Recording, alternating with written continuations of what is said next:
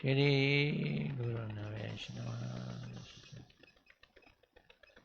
श्री रूपम साग्र जातम सगण रघुनाथम तम सजीवम साद्वैतम सावधूतम परिजन सहितम कृष्णदेवम श्री राधा कृष्ण पदां सगण ललिता श्री विशाखा अन्वयेतांशिता अज्ञानतिमिरन्धस्य ज्ञानाञ्जनशलाकया चक्षुर्मिलितं येन तस्मै श्रीगुरवे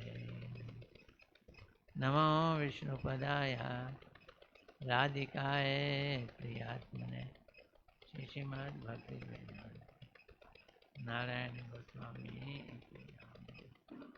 श्री कृष्ण लीला कथने उदारे माधुर्य वरम वरेण्यं पुरुषं महान्तं नारायणं तमां शर्षा वाञ्छाकल्पतरुभ्यश्च कृपा सिन्धुभ्येव च पतितानां पावनेभ्यो वैष्णवेभ्यो नमो नमो महावदन्याय कृष्णा प्रेम प्रदायते कृष्णाय कृष्ण चैतन्य नामने गौरी तुषे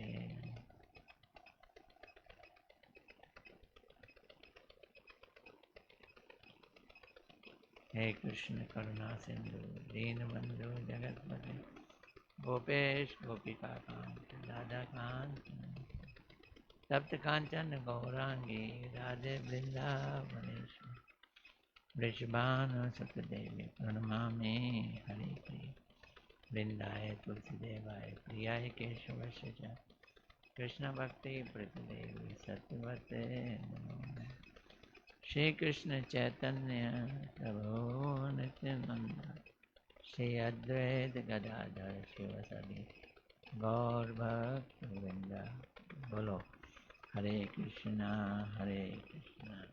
कृष्णा कृष्णा हरे हरे हरे राम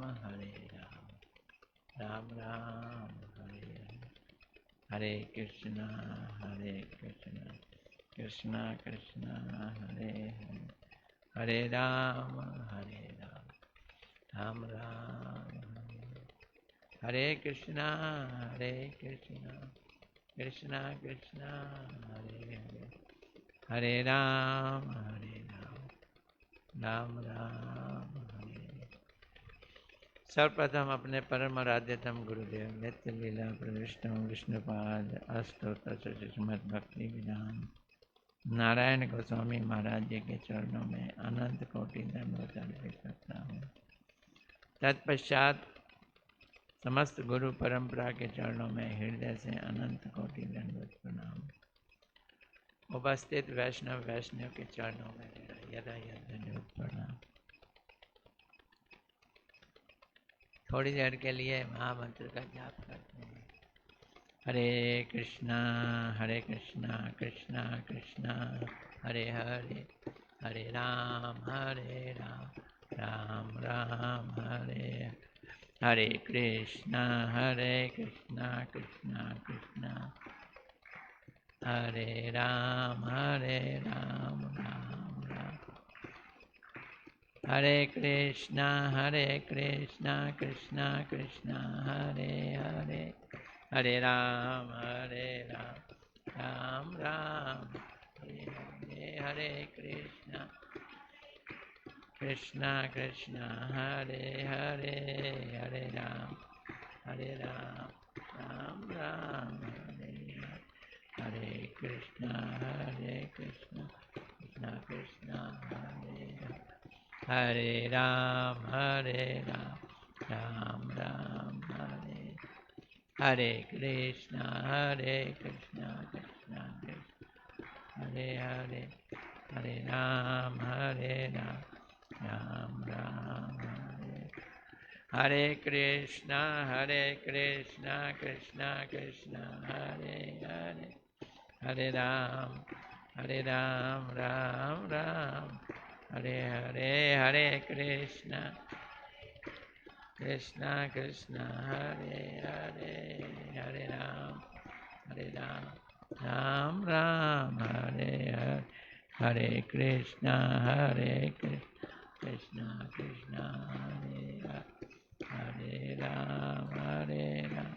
राम राम हरे हरे, हरे कृष्णा कृष्णा कृष्णा हरे हरे, हरे राम राम राम। हरे कृष्णा कृष्णा कृष्णा हरे हरे, हरे राम राम राम हरे हरे, हरे कृष्णा कृष्णा हरे हरे, हरे राम राम राम हरे, हरे कृष्णा कृष्णा कृष्णा हरे हरे, हरे राम राम, हरे कृष्णा कृष्णा कृष्णा हरे हरे राम राम राम, हरे कृष्णा कृष्णा कृष्णा हरे हरे, हरे राम राम राम हरे हरे, हरे कृष्णा कृष्णा कृष्णा हरे हरे, हरे राम राम राम हरे, हरे कृष्णा कृष्णा कृष्णा हरे हरे, हरे राम राम राम, हरे कृष्णा कृष्णा कृष्णा हरे हरे राम राम राम हरे हरे, हरे कृष्णा कृष्णा हरे राम।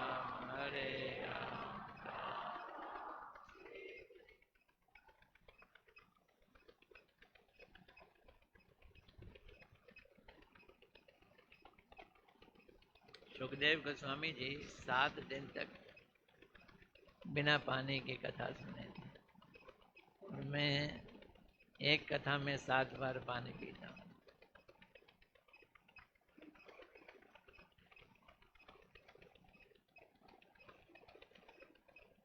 हैं? हाँ।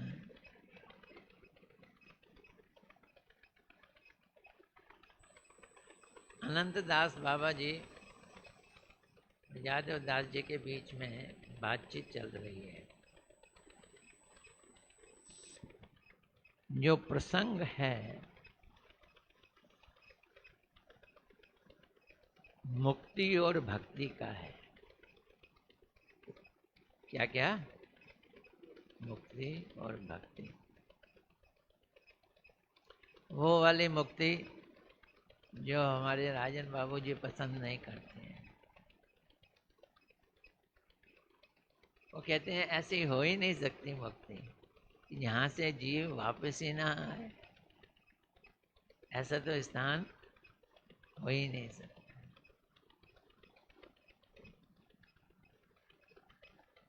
तो अनंत दास बाबा जी जीवों के प्रकार बता रहे हैं, कितने तरह के जीव।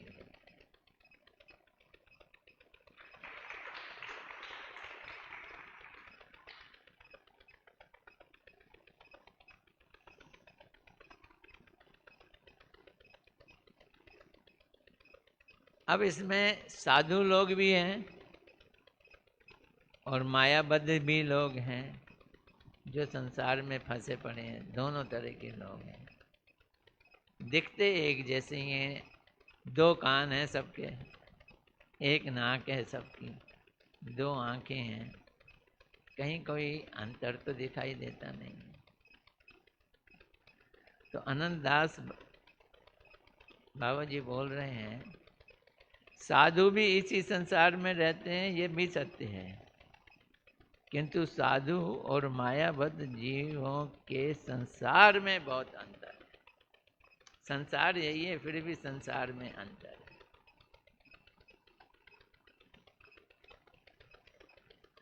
ये समझने की देखो कोशिश करो। आप यहाँ देख लो, हम यहाँ बैठे हैं, कथा सुन रहे हैं, बहुत लोग आते हैं, थोड़ी देर के लिए बैठ जाते हैं या दर्शन करके चले जाते हैं। जो कुछ यहाँ सुनाया जा रहा है उस संसार से उनका कोई लेना देना ही नहीं है। ये भी एक संसार है, उस संसार से उनका कोई लेना देना ही नहीं है। और कुछ लोग उसको बड़े गंभीरता से ले रहे हैं। तरह तरह के लोग, तरह तरह के विचार होते हैं। दोनों के संसार में बाहर एक जैसा प्रतीत होता है। बीमार पड़ेंगे तो दोनों हॉस्पिटल जाएंगे, दोनों डॉक्टर के जाएंगे, परंतु भीतर उनमें बहुत अंतर होता है। भीतर का अंतर होता है। साधु सब समय जगत में रहते हैं,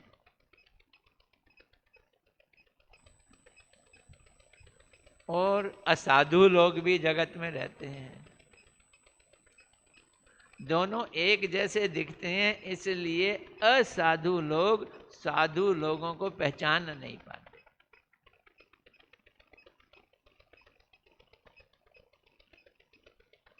और क्योंकि असाधु लोग साधु को पहचान नहीं पाते, साधु लोग कोई अलग से दिखते नहीं हैं, इसलिए सत्संग बड़ा मुश्किल काम है। क्योंकि सत्संग का मतलब है साधुओं का संग, और साधु पहचान में नहीं आएंगे, तो साधु संग बड़ा मुश्किल काम है। नकली साधु तो मार्केट में बहुत इजीली अवेलेबल हो जाएंगे, उन्हीं का संग हो जाएगा, वो साधु संग नहीं है। माया के जाल में फंसे हुए मनुष्य भी दो भागों में विभक्त हैं। अब ये तो साधु की बात होगी, जो साधु नहीं है माया में फंसे हुए हैं। कुछ लोग संसार के तुच्छ भोगों में लिप्त होकर संसार का खूब आदर करते हैं, संसार का आदर करते हैं।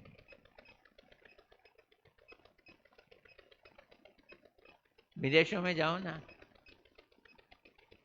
तो बात करो किसी से, if I get this problem solve I am very happy. Problem सबके साथ है, वो सॉल्व हो जाए और मैं खुश हूं। उनको खुशी इसी संसार में ही दिखाई देती है, वो प्रॉब्लम हट जाए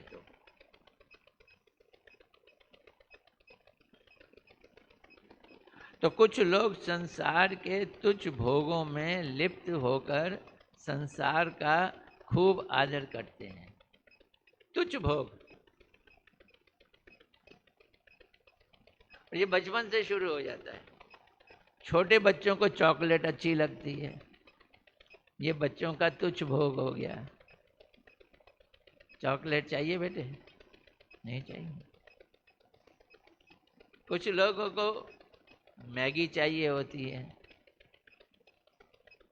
मैगी का स्वाद हो जाता है।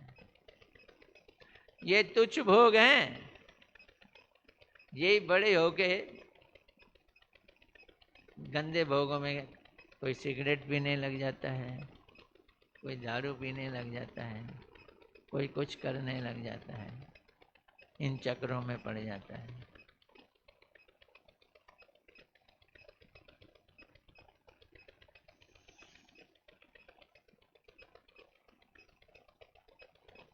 और कुछ लोग संसार के तुच्छ सुखों से तृप्त ना होकर अधिक सुख के लिए कोशिश करते हैं। वो ये समझते हैं कि जो मैं संसार में यहाँ भोग रहा हूँ, मूवी कैसी लगी यार, 3 घंटे बेकार ही कर दिए। ऐसी बेकार सी कहानी के लिए 3 घंटे बैठे रहे, 3 घंटे वेस्ट कर दिए। कुछ लोग ये रियलाइज करने लग जाते हैं कि संसार की चीज़ों में सुख भोग नहीं है, कुछ और होना चाहिए, इससे अधिक सुख भोग मिलना चाहिए। तो जो अधिक सुख भोग चाहते हैं वो विवेक का सहारा लेते हैं। They take shelter of intelligence. वो किसका सहारा लेते हैं? विवेक का सहारा लेते हैं। तो इसका मतलब है दो तरह के लोग हो गए, जो छोटे छोटे सुखों को में भोग में इंजॉयमेंट में आनंद लेते हैं। चलो मूवी चलो, आओ घूमने चलते हैं, और नहीं तो शतरंज खेलते हैं। शतरंज में लोग इतने इन्वॉल्व हो जाते हैं, इनग्रॉस्ड हो जाते हैं कि एक दूसरे को खून कर देते हैं। तो ये तुच्छ भोग में कुछ लोग सुख लेते हैं और कुछ अधिक सुख लेने के लिए विवेक का सहारा लेते हैं।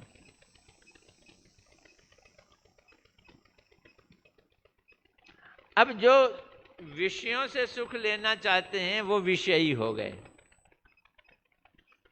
और जो उससे हटकर सुख लेना चाहते हैं उनको क्या नाम दिया जाए?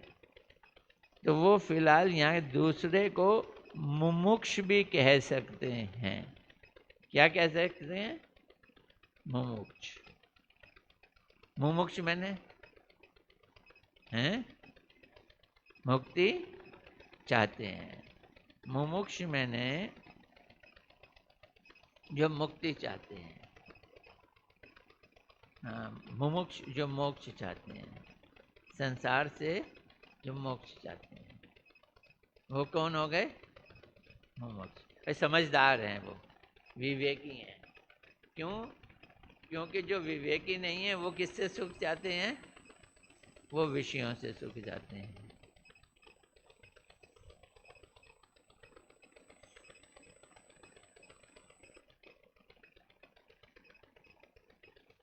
तो यहां मुमुक्ष का मतलब विवेकी लोग। तो मुमुक्ष का मतलब ये मत समझना जो ब्रह्म ज्ञान में लीन हो जाना चाहते हैं वही मुमुक्ष हैं। तो फिर मुमुक्ष कौन है? मुमुक्ष वो समझदार लोग हैं जो ये समझ गए हैं कि विषयों में सुख नहीं है, विषयों को छोड़ने में सुख है। छोड़कर कहाँ जाने में सुख है इसकी पता अभी नहीं है। कोई सोचता है ब्रह्म ज्ञान में लीन होने में सुख है, कोई कहता है परमात्मा में लीन हो जाने में सुख है, कोई कहता है योगा करने में सुख है, और कोई कहता है भक्ति करने में सुख है। तो मुमुक्ष का अर्थ निर्भेद ब्रह्म ज्ञानी ही नहीं समझना चाहिए। जो संसार के दुखों से ऊब कर आत्म तत्व का अनुसंधान करते हैं उन्हें शास्त्रों में मुमुक्ष कह दिया गया है। किसको ढूंढ रहे हैं? संसार को नहीं ढूंढ रहे, संसार में सुख नहीं ढूंढ रहे, आत्मा को ढूंढ रहे हैं, आत्मा में सुख ढूंढ रहे हैं। वो क्या कहलाएंगे? वो मुमुक्ष कहलाएंगे।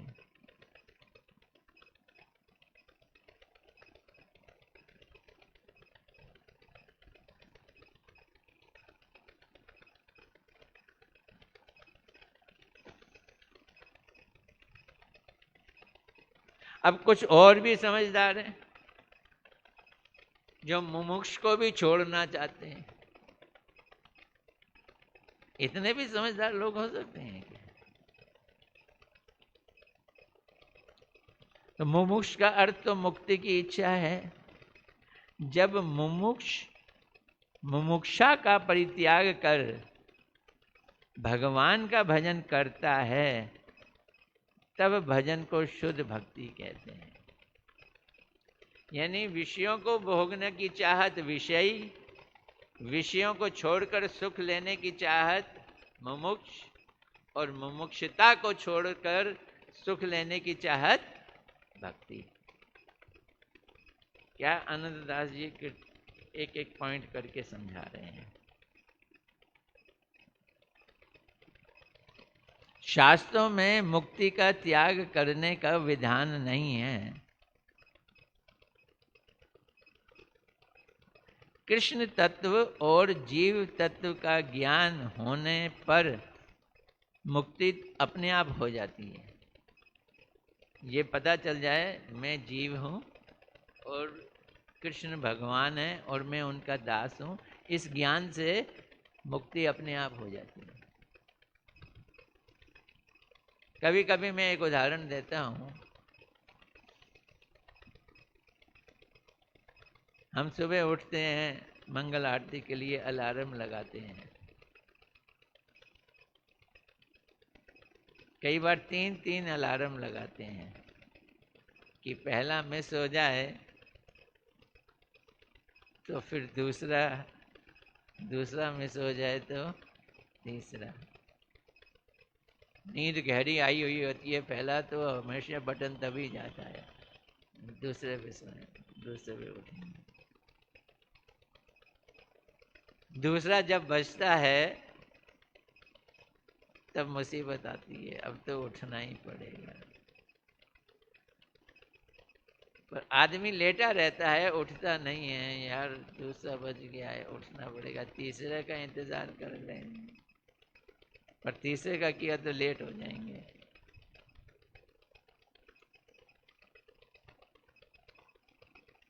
अच्छा, अब इस तरह के आदमी को आप उठा हुआ बताओगे या सोया हुआ बताओगे? क्यों, उठ तो गया है, होश में है। और इसकी जगह एक दूसरा आदमी है, उसने सुबह 4 बजे की फ्लाइट पकड़नी है। उसका पहला अलार्म बजा, बजते ही उसने कंबल फेंका और ऊपर से उठ के भागा, तो वो भी उठा हुआ है। और जो ये दूसरे अलार्म पे लेटा हुआ व्यक्ति है, सोच रहा है उठूं या ना उठूं, ये भी उठा हुआ व्यक्ति है। दोनों ही उठे हुए व्यक्ति हैं। दोनों में सही उठा हुआ कौन सा मानोगे तुम? सही उठा कौन है? हैं? जो कंबल उठा के भागा और तैयार होने के लिए भागता है, वो सही उठा है।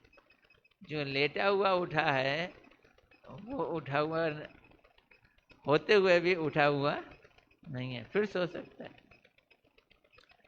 तो इसी तरह से जो जाग कर भगवान की सेवा में लग जाए वो तो मुक्त है ही है। और जो भगवान की सेवा ना करे और विषयों को भी छोड़ दे, वो लेटा हुआ सोया हुआ है। बात समझ आ रही है मेरी? ये रामचंद्र ये उदाहरण है कि भक्त क्या है, होश में है, सेवा कर रहा है, जाग के एरोप्लेन पकड़ना है, उसने भगवान की सेवा का एरोप्लेन पकड़ना है, एक्टिव है। और मुक्ति कामी क्या है, वो भगवान की ज्योति में लीन हो जाना चाहता है। वो सोचता है कि मैं इसमें लीन हो जाऊं। तो वो बिस्तर पे लेटा हुआ भी, जगा हुआ भी, जगा तो कहलाएगा, मुक्ति है। लेकिन जो उठ के भगवान की सेवा कर रहा है वो भी जगह कहलाएगा। इन दोनों में कौन असली जगह है? जो उठकर भगवान की सेवा कर। बात समझ आ रही है? खैर, श्रीमद् भागवत कहती है, भागवत में से कोट है, इस जगत के प्राणी पृथ्वी की धूलि कणों के समान ही असंख्य हैं। हम लोगों की संख्या कितनी है? जितने पृथ्वी में धूल के कण हैं, असंख्य हैं। और उन सब असंख्य प्राणियों में मनुष्य श्रेष्ठ जीव है। 4 लाख योनियां, कौन सा जीव है वो? श्रेष्ठ जीव है। और ये श्रेष्ठ जीव का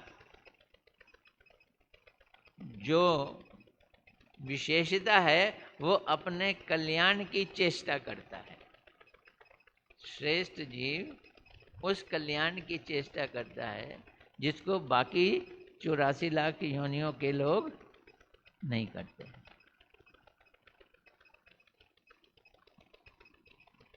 इनमें भी संसार से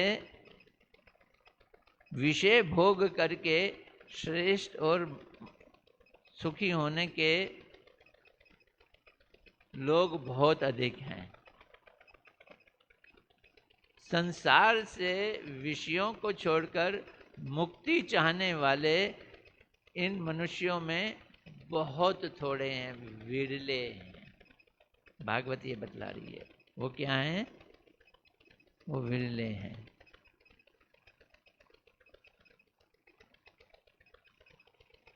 अब मोक्ष चाहने वालों में हजारों में मुक्ति पा जाने वाले तो बहुत ही कम होते हैं।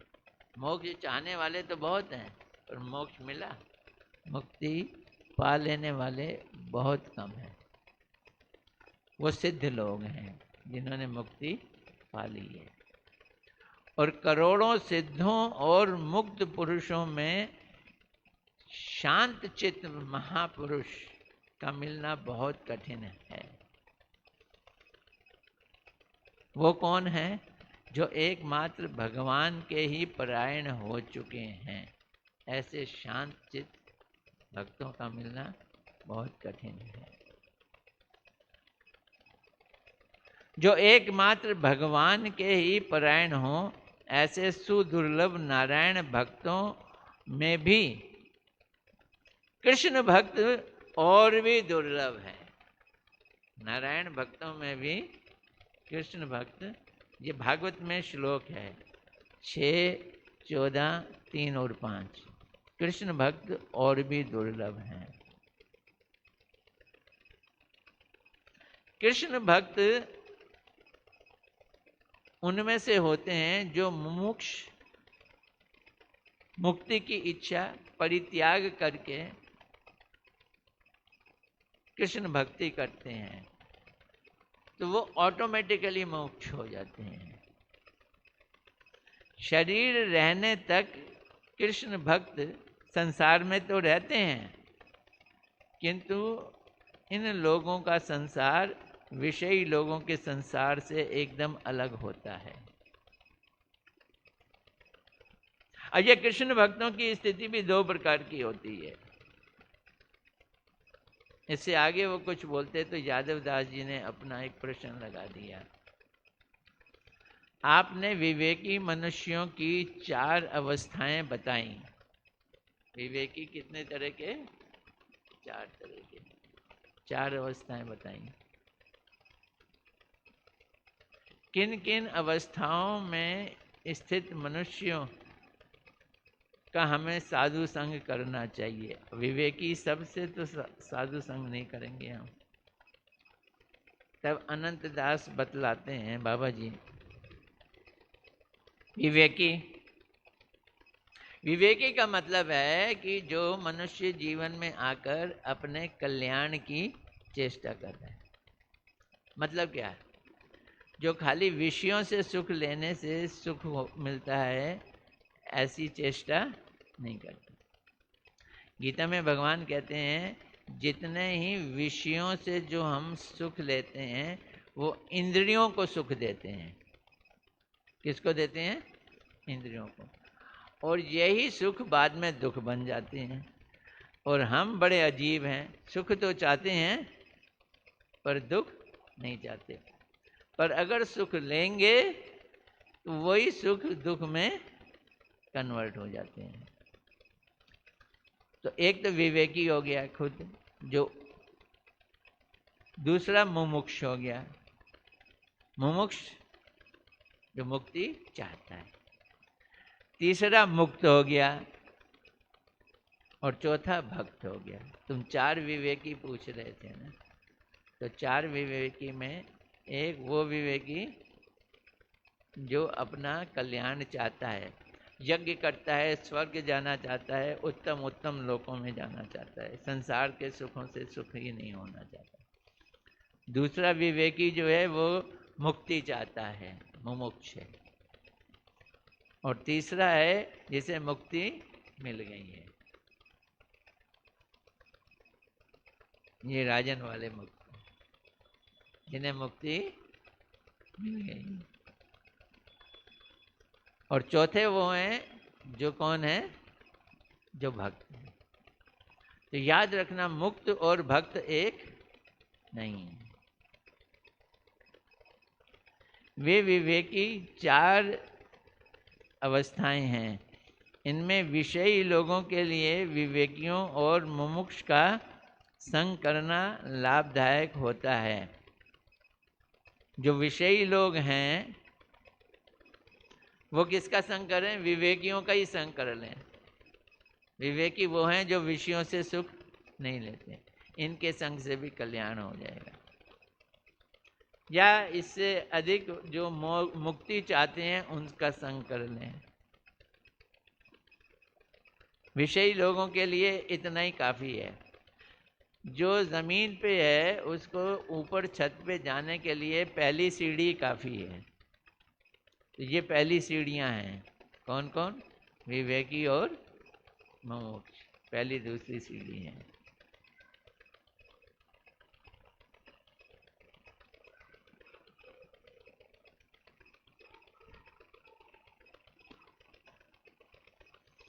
और मुक्तों के दो विभाग हैं। जो मुक्त हो गए हैं वो कितने तरह के हैं? दो तरह के हैं। मुक्तों के दो विभाग हैं। एक जो चित्त रस के प्रति आग्रह रखने वाले मुक्त हैं, रस पीना चाहते हैं, ये भक्त हैं।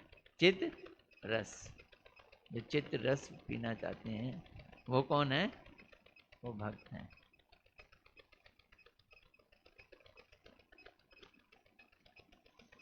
और जो निर्वेद मायावादी मुक्ति अभिमानी हैं कि हम ब्रह्म में लीन हो जाएंगे, ये प्रथम प्रकार के मुक्तों से अलग हैं। तो हमें किसका संग करना चाहिए? फर्स्ट टाइप का, जो चित्त रस में आनंद लेते हैं।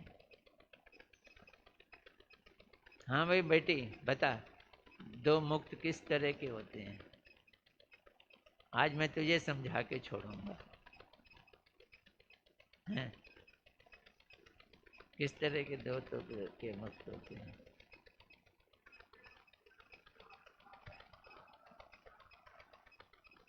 हैं?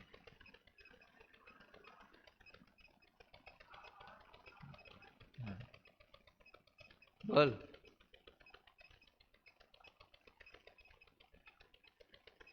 समझेगी? कुछ लोग जो हैं वो भगवान को निराकार मानते हैं। क्या मानते हैं? निराकार का मतलब उनका कोई रूप नहीं है, उनका कोई आकार नहीं है। तो भगवान को क्या मानते हैं? निराकार दिखेंगे कैसे? तो वो कहते हैं वो ब्रह्म ज्योति हैं, ज्योति, light. He is like light. तो मैं भी ब्रह्म ज्योति हूँ, वो भी ब्रह्म ज्योति हूँ। मेरी ज्योति उस ज्योति में लीन हो जाएगी और मैं उसी में ही रहूँगा, ज्योति में रहूँगा। ये कौन है? ये कौन है? ये मुक्ति चाहने वाले। क्या चाहते हैं? मुक्ति। और जो भक्त लोग हैं वो कहते हैं भगवान का बड़ा सुंदर रूप है। भगवान जो हैं वो सोते हैं, उठते हैं, खाते हैं, बैठते हैं और हमारी सेवा लेते हैं।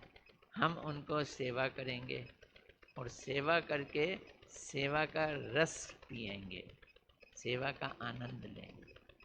सेवा का आनंद मिलता है जिसको प्यार करो, जो तुम्हें अच्छा लगता है, उसकी सेवा का करने में आनंद मिलता है। तुम्हारे घर में बच्चा एकदम नया बच्चा पैदा हो, 1 2 3 महीने का हो, 4 महीने का हो, तुम उसकी सेवा करोगे? क्यों? वो तुम्हारा भाई, तुम्हारा बहन, जो कुछ भी है, छोटा है पर तुम उससे प्यार करती हो। प्यार करने वाले की सेवा करने से आनंद आता है। तो एक तो वो हैं जो भगवान से आनंद नहीं लेते, वो भगवान की ज्योति में क्या होना चाहते हैं? लीन होना चाहते हैं, ये मुक्त। और एक जो है भगवान की सेवा करके स्वाद और रस लेना चाहते हैं, ये कौन है?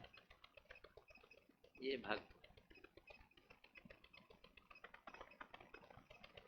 समझ आ गई? मुक्त में और भक्त में अंतर, ये तुम्हें समझाना था आज मुझे।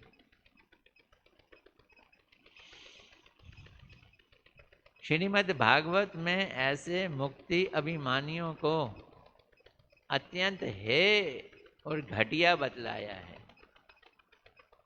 जो मुक्ति मिल गई है वो तो छोड़ दो, अभी जो मुक्ति का अभिमान करते हैं, जो सोचते हैं देखो मैं तो मुक्त हो गया, बहुत लोग ऐसा सोचते हैं मैं मुक्त हो गया, जंगल में चले गए, ध्यान लगाना शुरू कर दिया,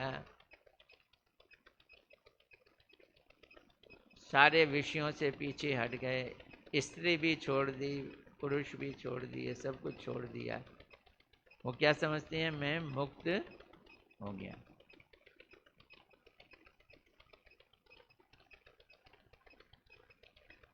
इसके लिए जो भागवत में श्लोक है उसका अर्थ है, हे कमल नयन, जो लोग आपके चरण कमलों की शरण नहीं लेते,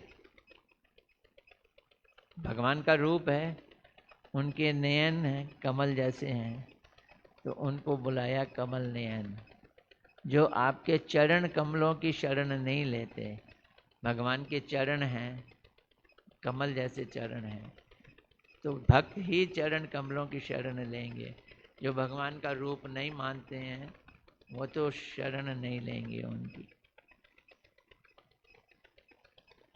तथा आपके प्रति भक्ति भाव से रहित हैं, ऐसा होने के कारण जिनकी बुद्धि शुद्ध नहीं है और सोचते हैं कि गौर हरि श्री श्री राधा रमन बिहारी जी की जय, मैंने निराकार को पा लिया। सोचते क्या है?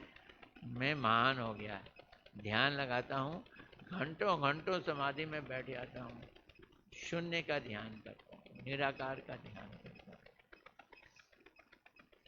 जो अपने आप को झूठ मूठ मुक्त मानते हैं, मुक्त हुए नहीं है पर मुक्त क्या करते हैं? मानते हैं। वास्तव में वो बद्ध ही हैं, मुक्त नहीं है। क्यों बद्ध हैं? बद्ध क्यों है? क्योंकि उनमें एक दोष आ गया है। क्या दोष आ गया है? कि वो ये नहीं मानते कि भगवान का रूप है, उनमें ये दोष आ गया।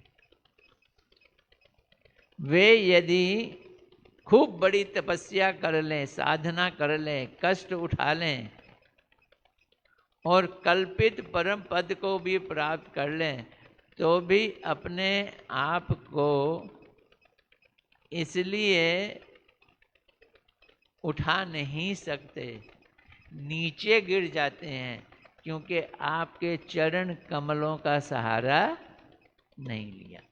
चरण कमलों का सहारा क्यों नहीं लिया उन्होंने? क्यों नहीं लिया हैं? उनको उनका रूप ही नहीं मानते हैं, तो चरण कमल का सहारा कहाँ से लें? हाँ, चरण मानते नहीं, चरण कमल कहाँ से मानेंगे?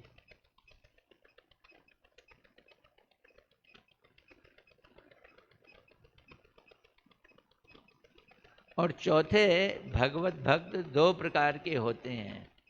तो पहले हो गए विवेकी, दूसरे हो गए मुमुक्ष, तीसरे हो गए मुक्ति, और चौथे हो गए भक्त। भक्त भी 2 किस्म के हैं। दो प्रकार के हैं, एक ऐश्वर्य भाव युक्त और एक माधुर्य भाव युक्त। अब समझना, ऐश्वर्य भाव युक्त वो लोग हैं जो भगवान को भगवान मानकर पूजा करते हैं और जनरली लक्ष्मी नारायण की पूजा करते हैं, जैसे ध्रुव ने की, जैसे प्रहलाद महाराज जी ने की। किसकी पूजा करते हैं? लक्ष्मी नारायण की। नारायण के कितने हाथ हैं? हैं? क्या कह रही है? नारायण के हाथ कितने हैं? 4 हाथ हैं।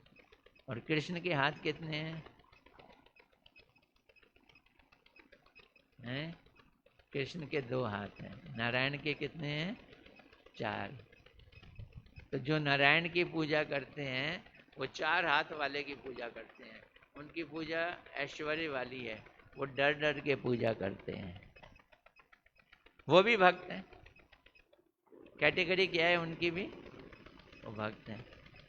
लेकिन जो कृष्ण की पूजा करते हैं वो 2 कदम आगे हैं, उनकी भक्ति ऊंची है। बोलो क्यों ऊंची है? उनकी भक्ति क्यों ऊंची है? क्यों भाई, तू लाला बता सकता है? कृष्ण के भक्तों की भक्ति क्यों ऊंची है? हाँ हाँ, बोल बोल।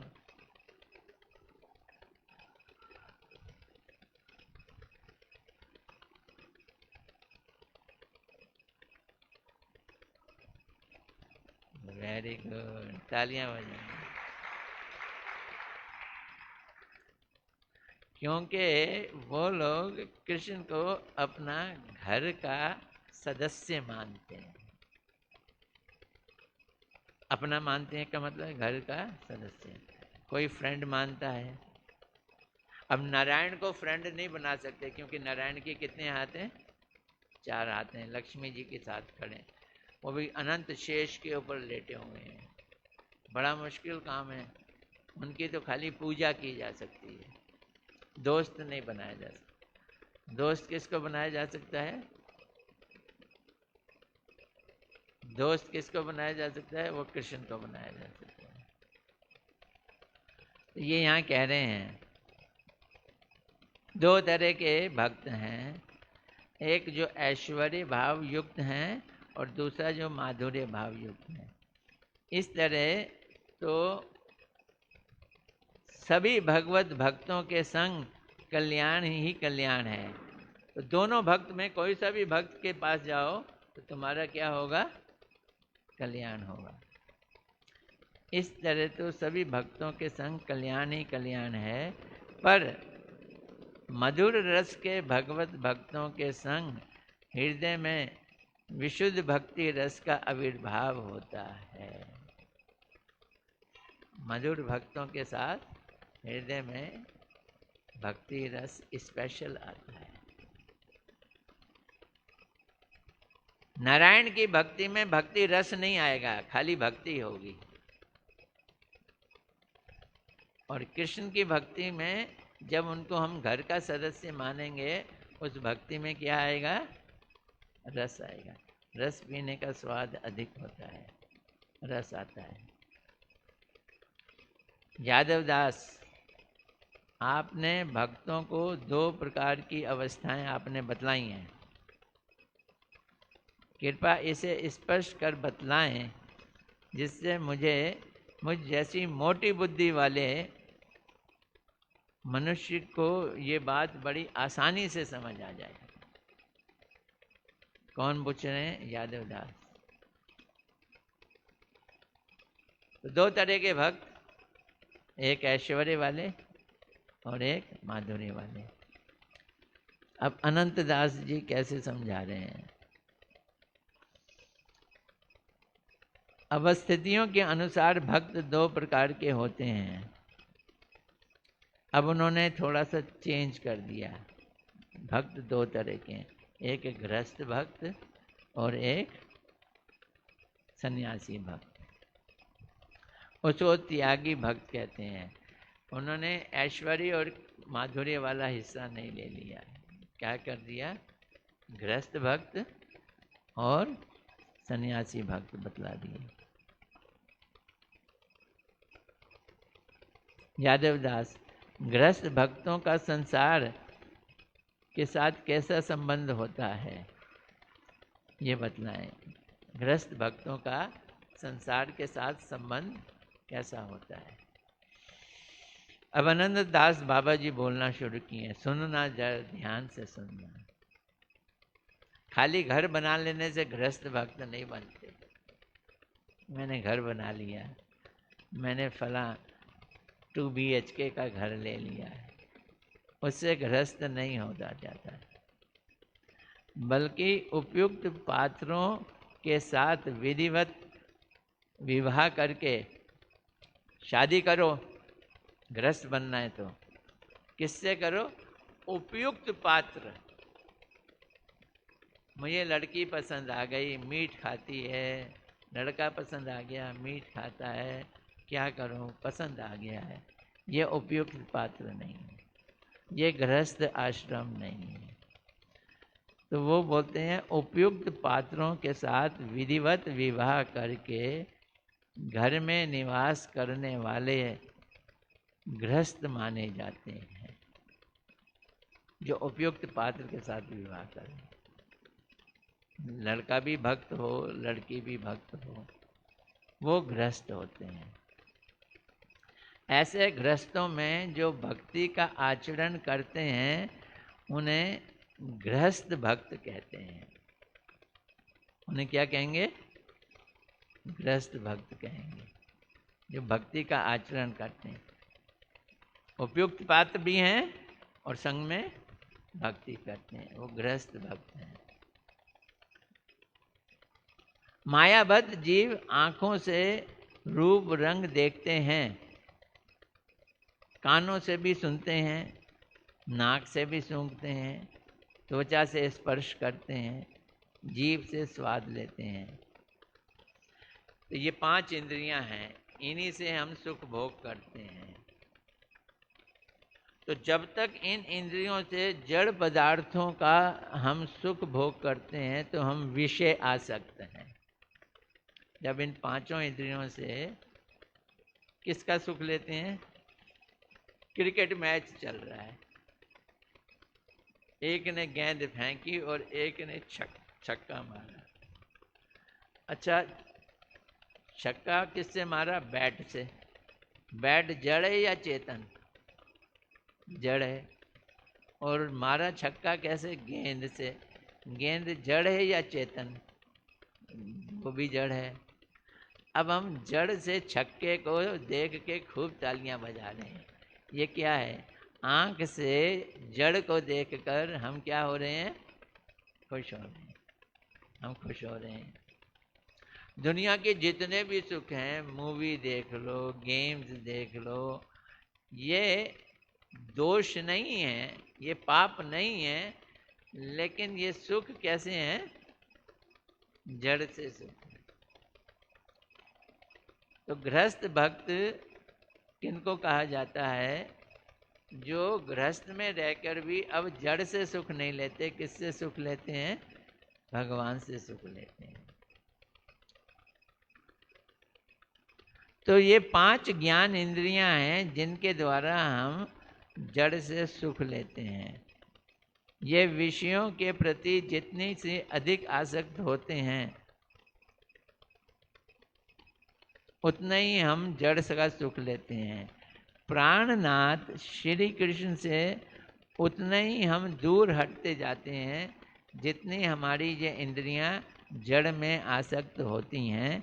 ऐसे लोगों को बहिर्मुख कहते हैं और ऐसे लोगों के संसार को भी बहिर्मुख संसार कहते हैं। कौन सा संसार? बहिर्मुख संसार। और जो लोग इस तरह संसार में लिप्त रहते हैं उन्हीं लोगों को विषयी कहते हैं। उन्हें क्या कहा? विषयी कहा। गृहस्थ भक्त विषयी लोगों की तरह विषयों में केवल सुख की खोज नहीं करते। अब ये गृहस्थ भक्तों का फर्क है। वो विषयों में खोज नहीं करते। क्रिकेट देखेंगे कि नहीं? अगर अच्छी लगती भी होगी, धीरे धीरे धीरे धीरे क्रिकेट के लिए उनका शौक खत्म हो जाएगा। एक कार रेस होती है, कुछ लोग कार रेस के बड़े शौकीन होते हैं। कार रेस देखेंगे कि नहीं? इन सब चीज़ों के शौक से टेस्ट खत्म हो जाता है। मूवी देखेंगे कि नहीं? और आजकल तो घरों में, टीवी में इतने सारे सीरियल चलते हैं, वो सीरियल देखेंगे कि नहीं? सीरियल कभी ख़त्म ही नहीं होते हैं। 3-3 साल, 4-4 साल से एक ही सीरियल चलता जा रहा है, सीरियल चलता जा रहा है।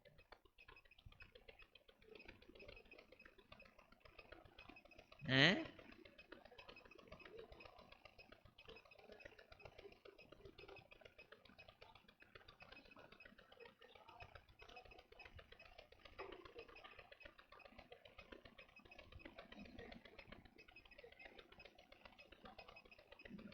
मन अच्छा हो गया आपका, इसे कहते हैं शुद्धिकरण हो गया। अब गृहस्थ की पत्नी है सहधर्मणी, वो सहधर्मणी को अपना भोग की वस्तु नहीं मानेगा कि इसके संग मुझे एंजॉय करना है। क्या कहेगा? ये मेरी कृष्ण सेविका है। मेरे घर में एक लड़की है, वो कौन है? कृष्ण की सेविका है। वो सहधर्मणी को कृष्ण सेविका मानेगा। ऐसे हुआ।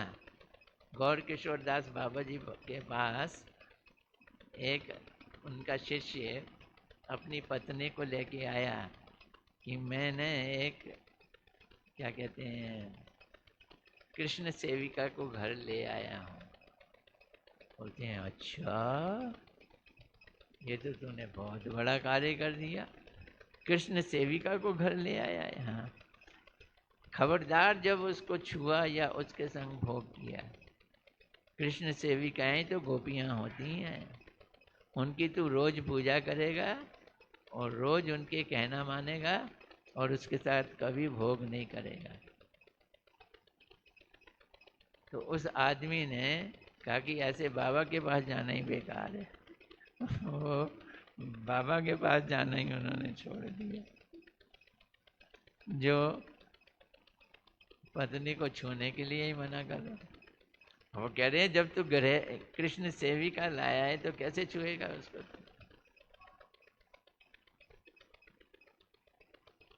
उनकी आंखें गृहस्थ भक्त की श्री कृष्ण की मूर्ति देखने में सुख लेती हैं। उनके कान हरि कथा को सुनने में सुख लेते हैं। उनकी नाक भगवान के तुलसी और भगवान की सुगंधी लेने में सुख लेती है। जीभ क्या करती है? कृष्ण नाम का सुधा पान करती है, प्रसाद का आनंद लेती है। उनकी त्वचा भक्तों को स्पर्श करने का सुख अनुभव करती है और उनकी आशा, क्रिया, कामना, उनकी अतिथि सेवा, उनकी देव सेवा, सब कुछ कृष्ण के अधीन हो जाती है। उनका जीवन जीवों पर दया करना होता है। कृष्ण नाम में वो सदा लगे रहते हैं और वैष्णव सेवा में भी लगे रहते हैं। 3 काम है उनका, जीवों में दया, कृष्ण नाम और वैष्णव सेवा, 3 कार्य हैं।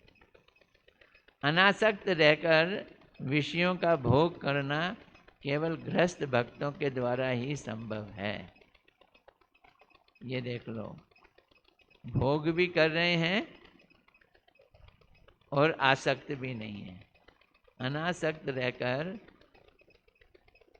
भोग करना केवल कौन कर सकता है? गृहस्थ कर सकते हैं।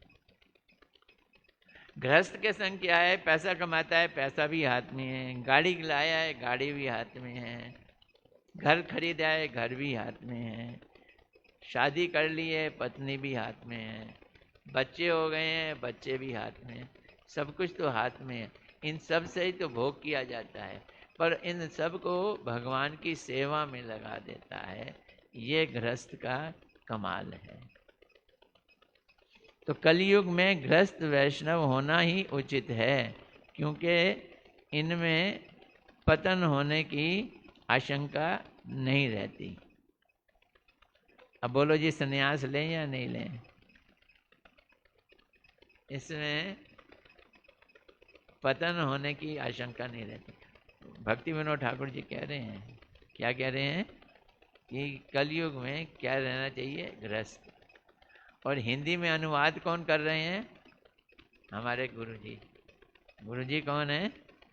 वो सन्यासी हैं।